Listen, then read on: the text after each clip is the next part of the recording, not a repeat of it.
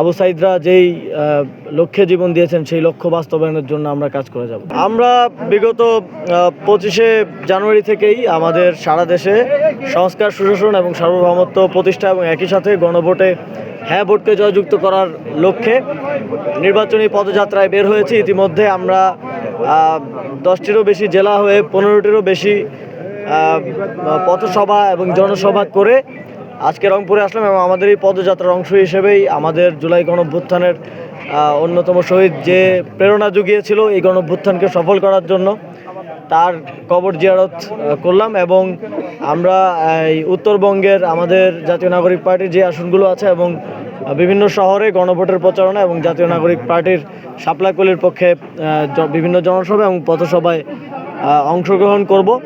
নির্বাচনকে কেন্দ্র করে মূলত জাতীয় নাগরিক পার্টির এই দেশব্যাপী কর্মসূচি। নতুন রিন গভীর থেকে পরিষ্কার করে কাপড়কে রাখে নতুনের মতো উজ্জ্বল। নতুন রিন অ্যাডভান্সড পাউডার।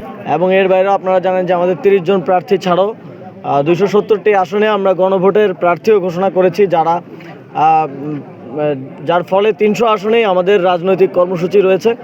এবং গণভোটে হ্যাঁ ভোটকে জয়যুক্ত করার মধ্য দিয়ে আবু সাইদরা যে কারণে জীবন দিয়েছেন এবং তার প্রেরণা নিয়ে আরও প্রায় 1400 শহীদ জীবন দিয়েছেন, তাদের যেই আত্মত্যাগ সেই আত্মত্যাগের কিছুটা হলেও আমরা প্রতিদান দিতে পারবো। এবং আমাদের এই লড়াইটা স্বল্পমেয়াদী নয়, এই লড়াইটা দীর্ঘমেয়াদী।